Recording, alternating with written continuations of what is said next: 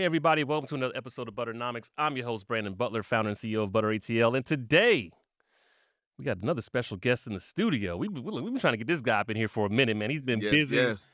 He's been out here making things happen, moving the culture, dropping these amazing Grady Baby Co shirts. I mean, all this kind of stuff. We're going to get into everything, man. But the one, the only, Mr. Terrance Albritton. Terrance, how you doing this morning, bro? Man, I'm great. I am here. Bro, I'm here. I'm happy to have you here, bro. Not just because, you're a fellow Georgia Southern alum like I Hail am. Southern, hail Hail Southern. Southern, but The real just GSU. because you're doing all the work around here. You know what I'm saying, man? Good to see you, brother. It's good to be seen. Hey, man, look, man. So, look, what we've been doing here, normally, I used to kind of ask people to introduce themselves or, like, talk about themselves. But, we're doing something a little bit different around here. I asked ChatGPT who you were. So I'm going to read what ChatGPT said about you. And then you let me know if we're on track, if it's missing anything, if you need to go in there and make any kind of edits. I got the good plan. So it came back with a lot of stuff, okay? Okay, let's check this All out. right, so Mr. Terrance Albritton is the founder and visionary behind Grady Baby Co, an Atlanta-born lifestyle brand that turns deep cultural pride into wearable statements. Known for its bold designs and authentic storytelling, Grady Baby Co has grown from a grassroots movement into a nationally recognized brand with retail partnerships in Foot Locker and a major presence in Hartsfield International Airport. A native son of Atlanta and a true Grady baby himself, Terrance built the brand as a love letter to the city, infusing heritage, hustle, and hometown pride into every product. His work sits at the intersection of culture and commerce, reflecting both the heart of Atlanta and the sharp instincts of a creative entrepreneur.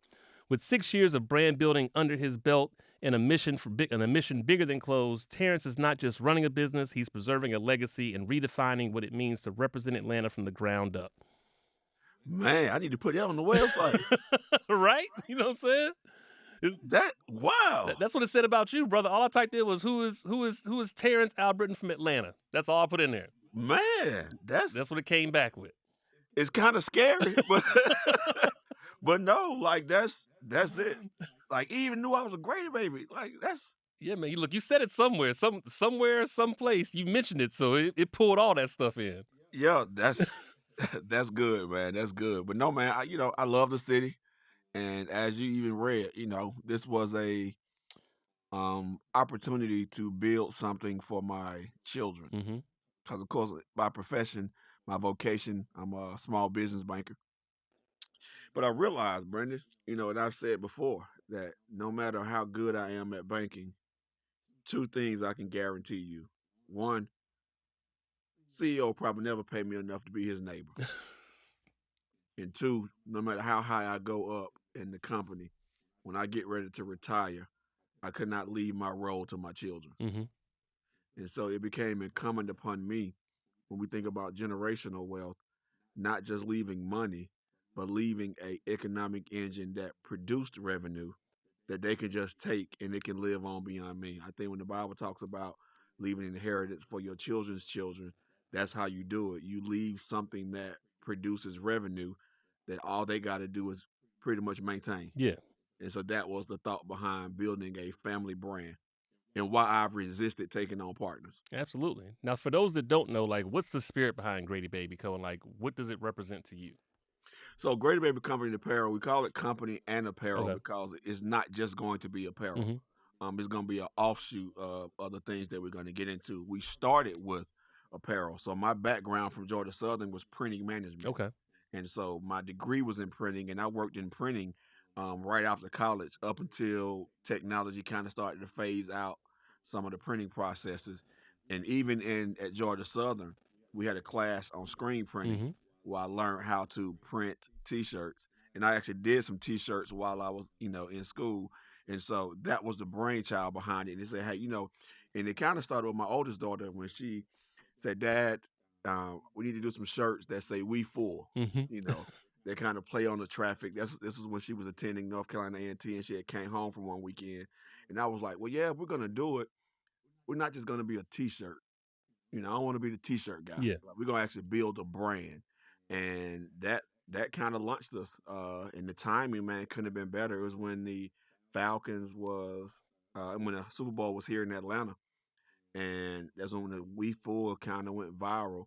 A good friend Maceo had wore some to the press row that week. And that Friday, he was walking out with the We Full sweatshirt Mm-hmm. on, and the AJC reporter took a picture of it and did an article on it. And man, it just fast tracked us, man. Yeah, I was gonna say, take me back to that moment. Like that was the first. That was the first piece of apparel y'all dropped.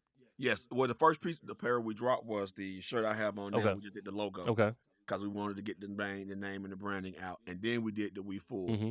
And the We Full, man, it just took off. When people see it, they would just start laughing.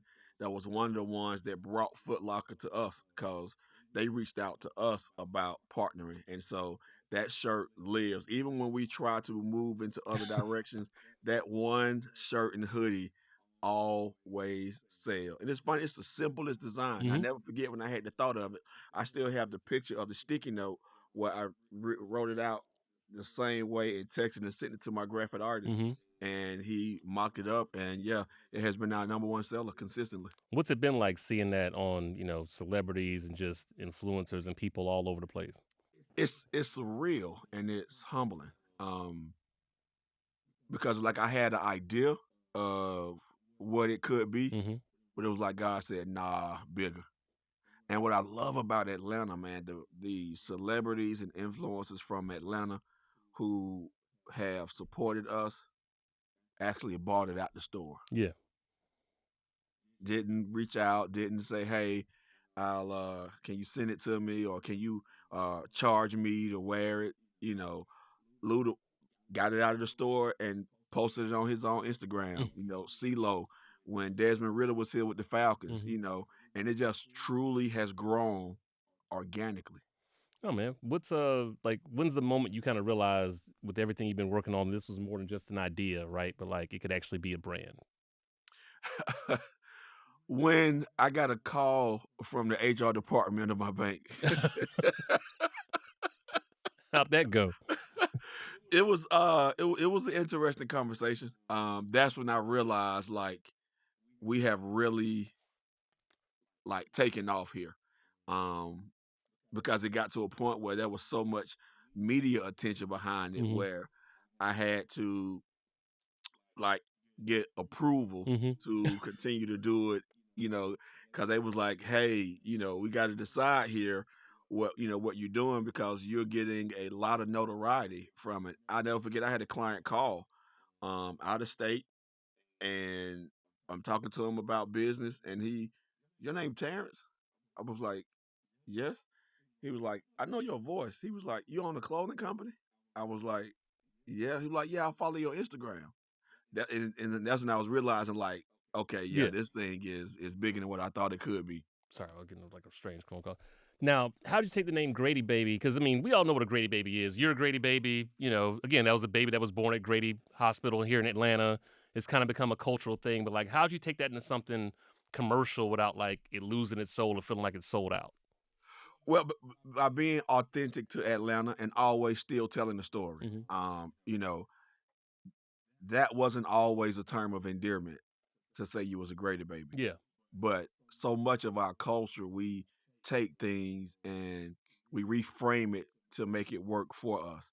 And being able to keep the center focus on what we do around Atlanta, because Grady Baby and Atlanta, they're almost synonymous. You Mm-hmm. ask somebody, "Where you from?" and they say Atlanta, your very next question gonna be, "What What high? hospital Yeah. you What high school or what hospital he yeah, was born what at? hospital you was born Yeah. at?" And so like it it truly is a badge of honor to say that you are a Grady baby. Now you got people like Kanye, people like Spike Lee who are born in Grady.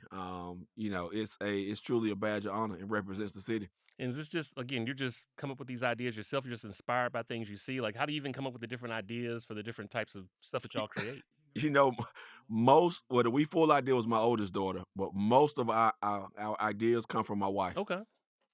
She Credit where credit is is due. Yeah, she's the real creative behind the Uh brand. huh. Like I have to give credit where credit's due. And, I get a lot of attaboys for the success of Grady Baby, but I can honestly say that Grady Baby would not be where it is as a brand if it was not for my wife. Yeah, and like, what does it really take to even get a brand like this out of just selling online? But again, y'all are in Foot Locker, y'all are in the airport. Like, what was that experience and process like? And so one thing I tell people who reach out to me because they're trying to do it. I'm like, hey, don't sell out of the trunk. Mm-hmm.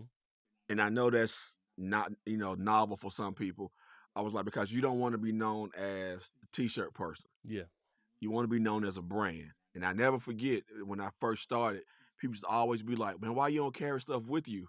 And I used to be like, nope, go to the website, purchase it, we'll ship it to you because I wanted to be known as a brand. Mm-hmm. Now, I didn't know why that was on me the way it was, but I just felt that's how God was telling me to do it.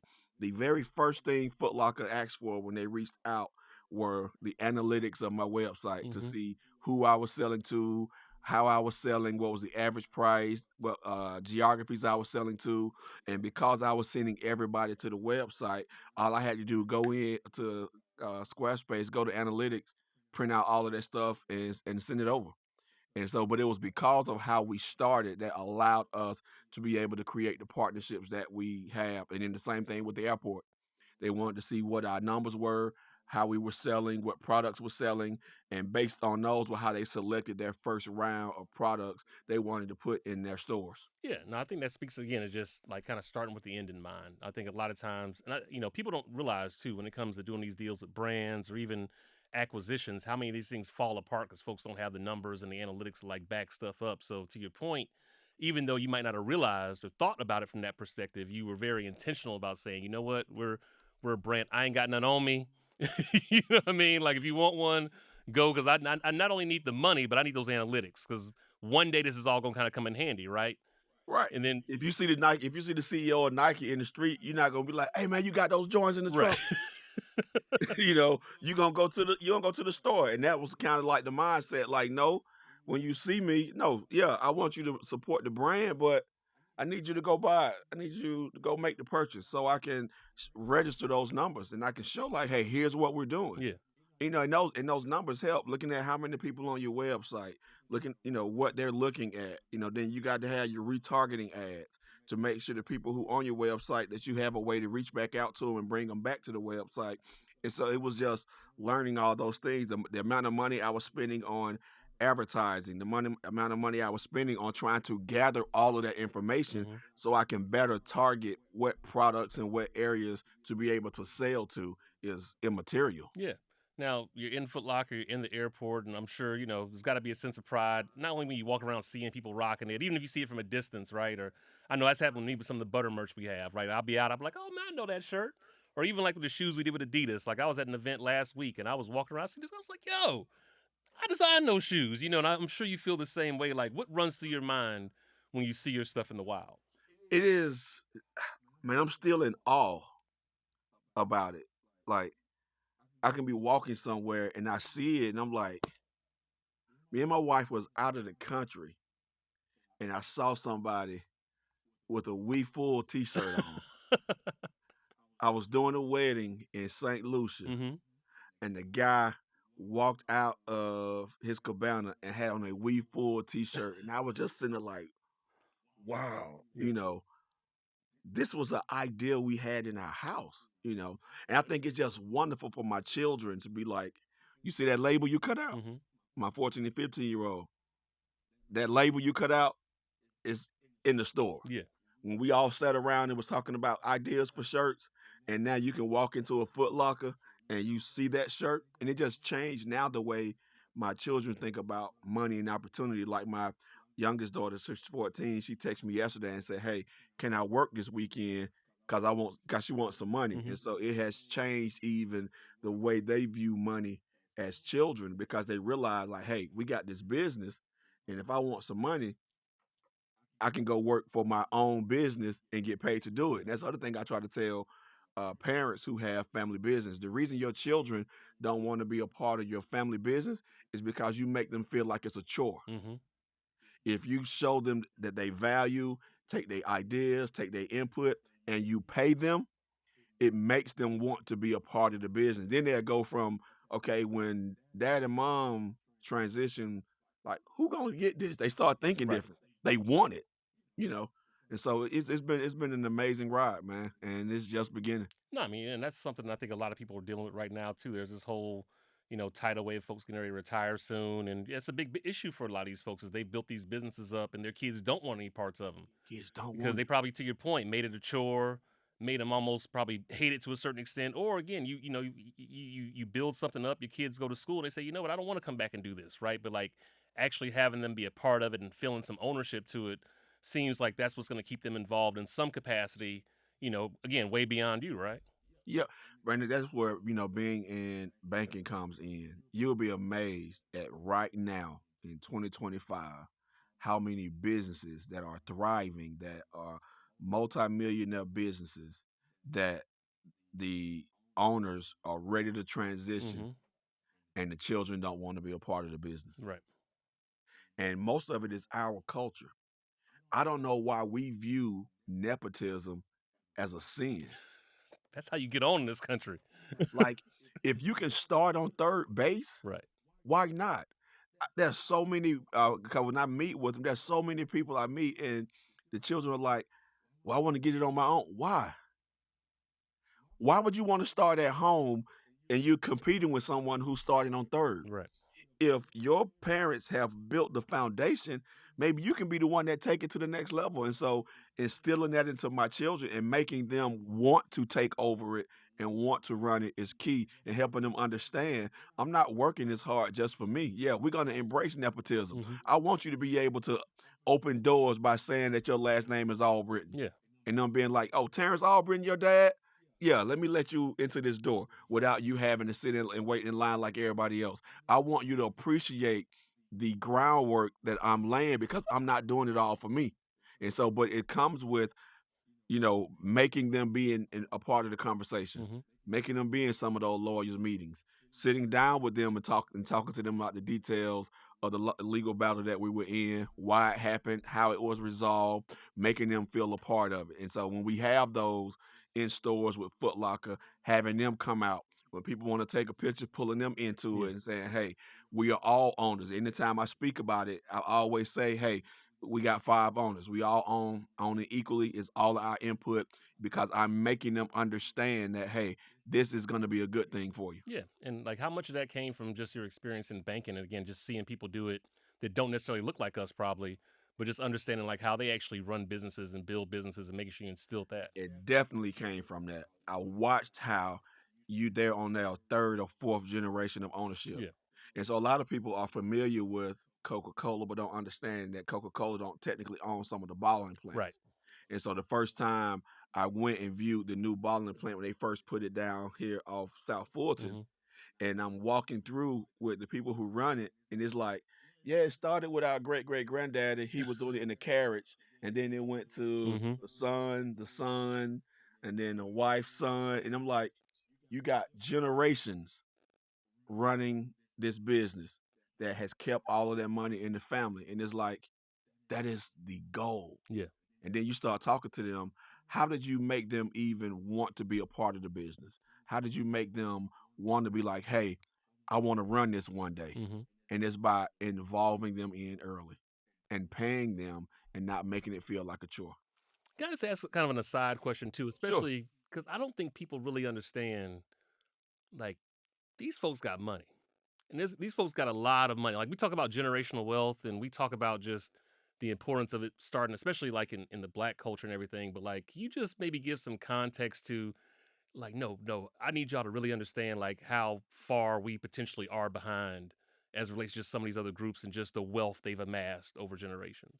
I'll give you an example. So I never forget when uh, I was a branch manager and a young lady came in with her mother to wire her down payment for her closing. Mm-hmm. Her mother's sitting there with her and said, what is your interest rate? And I told her what the interest rate was. And her mother said, that is too high. She was like, how much is the house? I think the house was like $500,000. And her daughter said, she asked her daughter, she said, hey, what's the payment? And her daughter told her the payment. And she was like, you and I forgot the husband name. Y'all can afford that payment a month? And it's no problem. And she was like, yeah. And she said, son, you pull my account up and just wire the whole amount. And she said, and y'all just pay me every month. And she was like, and we'll just deduct it off the top with no interest. She was like, because that interest rate is too high. I just send me this. I'll just send you the money. Just buy the house in cash and you just pay me back. Exactly. But they have a business Mm-hmm. that's family owned and that has been in the family for generations. And I said, here is a parent that realized that her child wasn't getting the best deal. Mm-hmm. And she used the money that they generated as a family to put her child in a better position. Yeah.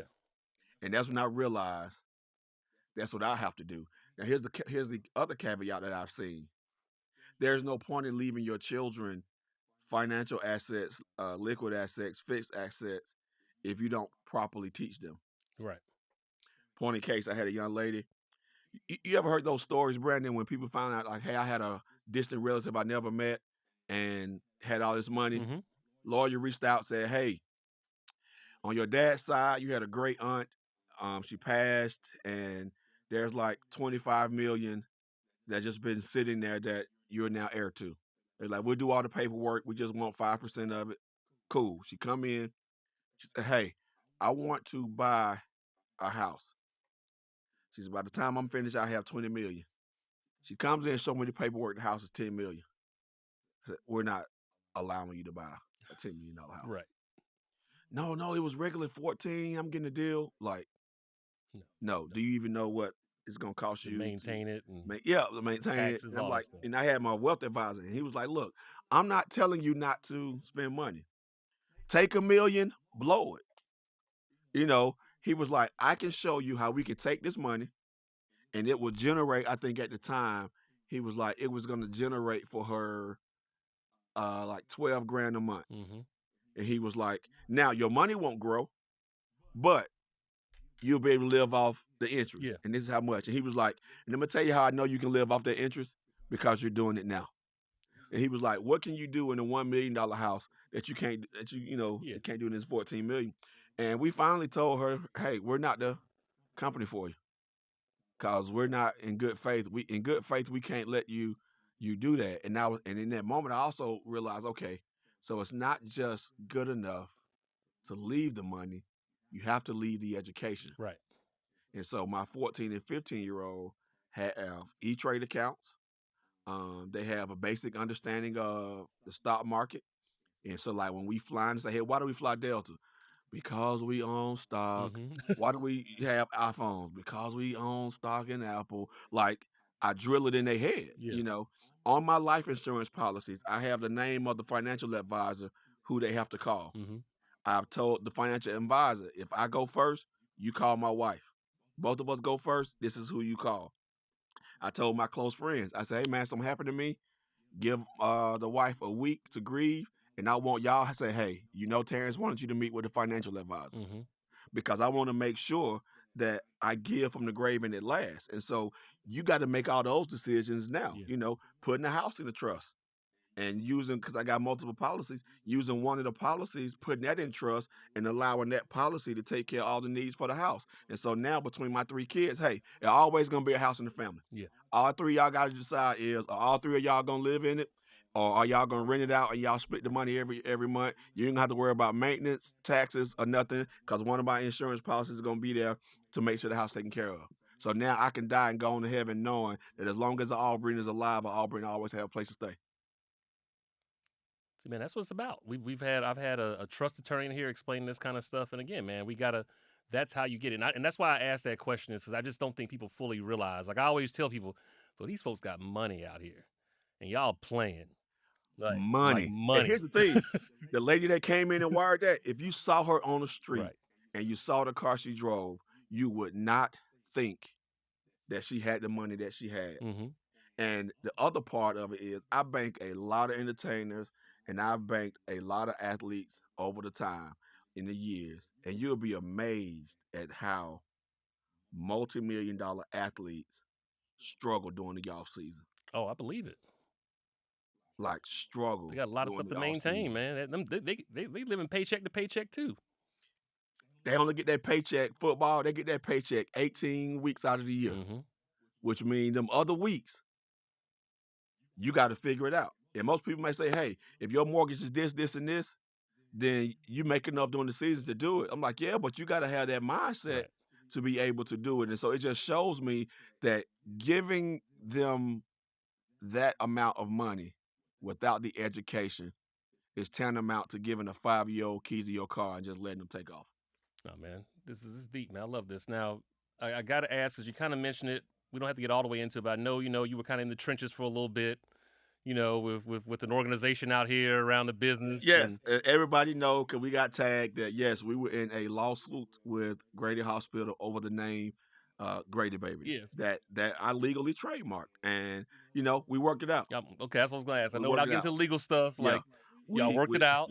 we worked it out, and God willing, you'll see you'll see us together in the future. But God definitely worked it out. What has that taught you about ownership? That always listen to wisdom because I had so many people telling me before I launched that I didn't have to go to that extent with filing all the necessary paperwork, paying the money for the trademark, registering the name, doing all of those things before I launched. And I realized it was only because I did all of those things before I launched that when the lawsuit came about, I had a leg to stand on. Yeah, And so it just shows you why, even if it takes time, there's a difference between growth and swelling. You can swell overnight, but there's no substance to it. yeah.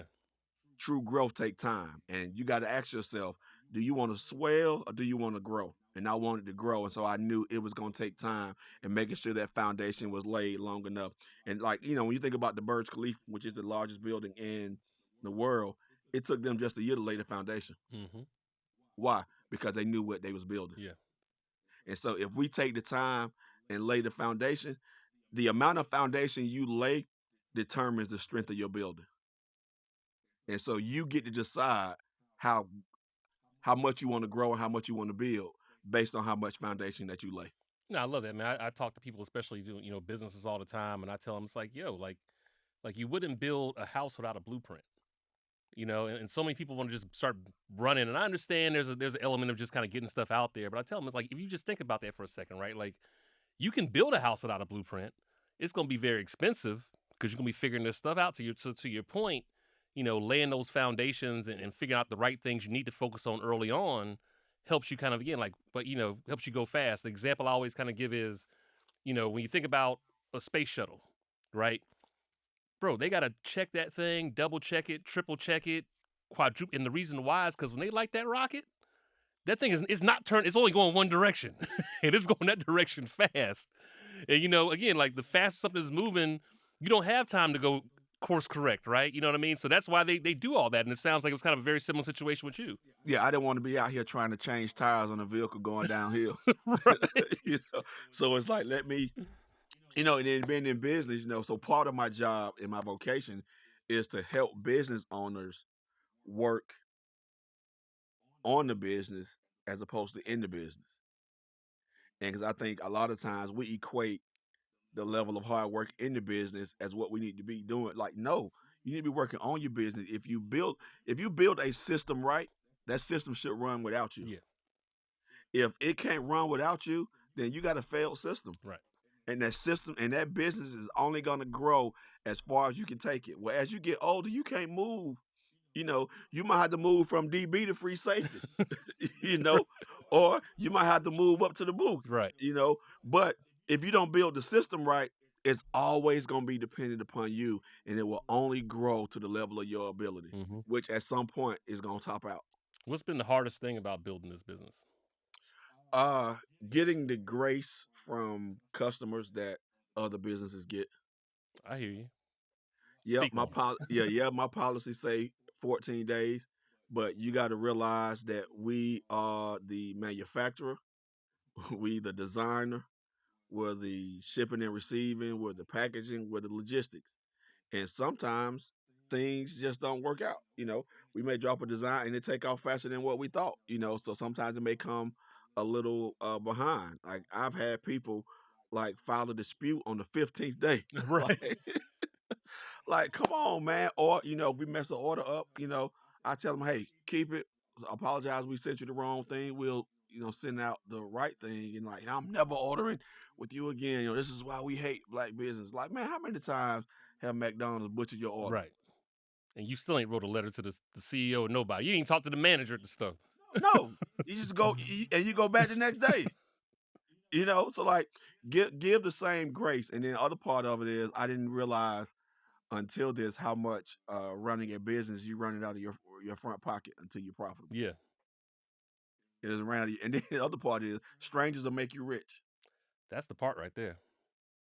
It gets to a point where your friends and family can only help support for so much.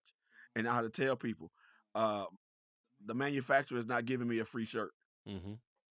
So anything I give you that's free costs me. So what's the benefit? Can I at least get a like, a share, a picture? Yeah, something. Or something, because I'm not getting anything for free. Because I was so worried about the people who I knew not supporting, and they're hearing God saying, "But the strangers are gonna make you rich." And so then it just helped me shift my focus. No, that's how it is. I think, again, a lot of people, and it's interesting, a lot of people seem to like start ideas, and the first people they go to are their friends. And I get that part, but I also ask people, like, are those your customers? Because what ends up happening is that their friends don't support it, and they start feeling down. I'm like, but them not even the people that you really trying to go. I mean, I understand they should rock with you to a certain extent, but at the same time, like, you didn't make it for them. You No. probably made it for somebody else. And here's the thing: when you in my business, you just can't design the things that you like. Right. You got to be able to look at what's selling.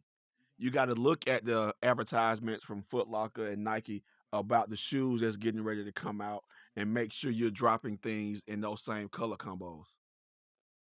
That way, when somebody in the store and the new Jordan is coming out, you got something that goes right with that same color scheme. And so having a partner like Foot Locker works, because I can get with the buyer and be like, hey, what shoes are coming out in the spring? Because we got a spring line coming out. And he'll show me, hey, here's are the things that we're getting ready to drop in the spring. Now I got to design color combinations to fit with those shoes, so that when they go in the store, now they can put the complete thing together. And then you got to be a season ahead. Yeah. So it really makes you think. Yeah, down the street and around the corner about like what actually is going to make sense. Like what's something that you wish you would have known earlier once you started this business, like good or bad? Good or bad? Accept the help when it comes. I think oftentimes, had I listened to my wife and daughter sooner, I could have saved me a lot of money and avoided a lot of headache. But it was my baby. Yeah. It was my baby, and could nobody teach me how to raise my baby. And I missed wisdom. I missed some timing. I missed some opportunities and partnerships that could have happened because I was too worried about other people getting credit. Until God had to show me that, Terrance, you can accomplish a whole lot in life if you're not concerned with who gets the credit. Just being able to see your stuff out there, knowing that it's yours, should be enough for you. And it was like, why do you want people to know it's you? Why do you want your face to be out there? Why do you want people to, when you walking around, and be like, hey, isn't that such and such? And I realized I was making it all about me. Yeah. So if I could go back, I would stick to the story. It took my children saying like, hey, you saying family business, but it don't feel like it. Because the only ideas that get dropped are yours. I was like, sting a little bit. And so this last airport drop, all my daughters. Yeah. Here's the crazy part. Some of the designs, I was like, it took off. It took off. Our biggest order from the airport yet. Wow. And they called me. They only been in stores probably 2 or 3 weeks, and they called me yesterday saying that they gonna put a reorder in next week. See, I think that's something I've realized even in just running Butter is you never know what's going to be the thing. And so what I've had to do over the years is like detach myself from a lot of the stuff that we do. Not that I don't care about it, right? But like to your point, I kind of look at it through the lens of, even if it doesn't necessarily resonate with me, it might connect with somebody else. And there have been many pieces of many things that we've done to where it's like it only went out because I was like, okay, let's give it a shot. But yeah, if you make it too much like art and it's too precious, you never let go of it, you never get that thing. And right, and again, we do it's almost like a volume game in some levels, right? Because you got to kind of go through X number of designs or X number of pieces of content to get to that one thing that all of a sudden That, takes off. but all you need is that All you one. need is that one. And Bill Gates said it best. You don't hire smart people to tell them what to do. Mm-hmm. So why are you hiring somebody that's skilled in a particular area you're not, but then you're the one that's telling them everything to do as opposed to allowing them to flourish in the area of their gifting? Yeah. My wife is an artist. She takes pictures. She can draw, can paint. It's like that's the creative. So if she's saying, "Hey, I don't think this will work," what rationale am I using to say I don't agree? Yeah. Just because I don't like it, but I'm not a creative. You are. It took me a minute to be like, okay, what are your ideas on this? Or like with our Juneteenth shirt that we're working on.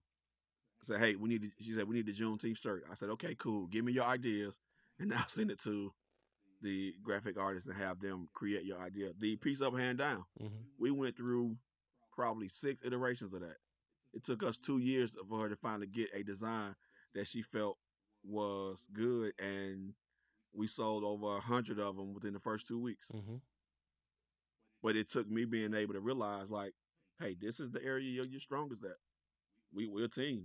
I was telling one of my friends yesterday, I was like, it's interesting that the first time a woman is mentioned in the Bible, she's called a helpmeet. It was somebody to help Adam do something that he couldn't do on his own. Yeah. And so if God sent me somebody that can help me do what I can't do on my own, why am I fighting against it? That's a good point. I've never thought about it like that before. That there's a reason. You know what I'm saying? Yeah. And then I tell people all the time, because of course I make no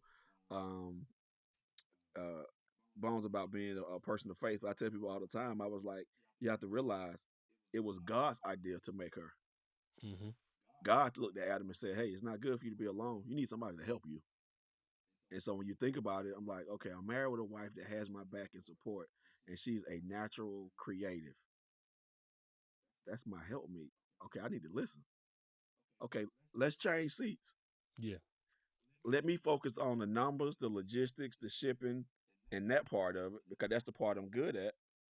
This creative part, these photos, the Instagram, that's you. That's you. Have there ever been moments where you wanted to walk away or said, you know what, I'm not doing this no more? And like, how'd you get through those moments? Oh yeah, when that was a conversation I had early on because we had that immediate success, and I just thought this was gonna last forever, Mm-hmm. and it didn't. I went from getting 30, 40 orders a day to going 2 and 3 days with no orders, and I was like, oh man, we missed it, And I never forget me and Macy was having a conversation one day, and he was like, I'm telling you, man, just you got it, just keep going, and it was like, you know what, Terrance, how bad do you want it? I have quit so many things in my life. I said, but this one, I'm not gonna quit. I'm gonna go until God closes the door and be like, hey, this is it. I'm one of those ones though, Brandon. There's nothing in my life I've wanted to do I hadn't tried. Yeah. Like that, like if I have a thought about doing something, I'm gonna try it. Now I might not be successful in it, but I have attempted everything from rapping, modeling, you name it. If I said I wanted to do it, I tried it. Mm-hmm. And it didn't work. And that's how I teach my children, hey, go for it. What's the worst that can happen? And this was one I went for, and it worked. Yeah, that's the thing, right? Like, again, you got, because if it works, it's like, man, I should have been doing this earlier. All you need is one, but all you need is one. Yeah. And then once you get that one, then you build. Last biblical analogy I'll give you. The Bible clearly says that God had 4 rivers going into the Garden of Eden to sustain it. Well, if we really believe God is all powerful, he could have had one river sustain that whole garden if he wanted to. But it says because it was so vast, he had 4 rivers going in to sustain it. So how can I be out here believing in the God that understands multiple streams, and I'm out here trying to get one stream to fund everything? Man, look out, man. Look out, man. You preaching now. This is man. You ain't gonna come in here. You ain't gonna come in here preaching. I never thought about it like that before. If God wanted to, he could have had that one river that would have never failed. Right. So what is God teaching us? Right there in the garden. Because of how vast it was, I got to have 4 rivers to go into here. It says to sustain it. Mm-hmm. Yeah, we need at least 4. That's a bar right there, man. Look, man, where's your vision? Where does Grady Baby go next? We focus on the Grady Baby company part. Okay. Which we have Grady Baby Cares, which is our nonprofit arm. You know, we partner with a boys' home every year where before school and Christmas we give clothes. We donate clothes. We partner with Jack and Jill for 2 years for their Christmas initiative, and getting into other things. You know, this is when I'm waiting on my children. Yeah. I'm 50. I'm giving myself another 10 years, 10 max 15 to work, and I'm letting y'all run. I built it. Where do y'all want it to go? Yeah. I got my pension. I got my 401k. I got my investments. I tell them all the time, I got me and your mom in life and in death. Y'all don't owe me nothing but success. So I can't wait to see what y'all gonna do with what I built, because you're not starting from where I started. You're gonna start from where I finished. Yeah. So when it's all said and done, then that seems like the legacy you want to leave is, this is something that I started, but my kids and my family have taken it to heights I couldn't even imagine. Couldn't imagine. Tell people all the time. We was in Disney World the other weekend. I was telling my son, who's 15, I said, you know what's interesting about Disney World? He said, what? I said, Walt Disney didn't get to see it. Yeah. I said, but what's funny was the day it opened, one of the board members said, I wish Walt had seen this. And another board member said he did because he had the vision. Mm-hmm. And I said, and that's us. I said, I have the vision. I see what you guys can do. And I was like, and one day y'all going to do it. And I was like, even if I don't see it physically, I've already seen it. Man. Bro, look, I didn't know we was coming here to get some inspiration, get a couple bars in here. We had church up in here. Man, Terrance, this has been well worth it, brother. I'm glad we finally got a chance to get you up in here, man. Before we get out of here, just let people know, man, how can they support you? How can they support Grady Baby Company and Apparel? Tell them all the things. So, yeah, definitely social media. Instagram is the place for us, and we're trying to migrate everything over to fan base. Okay. Because you got to put your money where your people are. Yeah. I mean, that's just period. And so at Grady Baby Co is where you find us at the website, the same, GradyBabyCo.com. And if you see us in the mall, Atlanta, Hartsfield, we on Concourse A and T, or if you're in the Foot Locker in the Atlanta area, go grab you a shirt. But I gotta say, man, I am so impressed and inspired by what you're doing. I talk about you to other people like we grew up together. I'll be like, man, like he is doing it. Like, to see a brother take this from what it was to now. Like, I remember when you was doing the lives before you broke away with you and the other guy, Mm-hmm. and how you just grown. And then the stuff with 4 day, I was like, and I tell people all the time, you're not the competition. You're proof it can be done. Yeah. And so I pray and hope people look at you and see you as the proof that what you dream about can be done.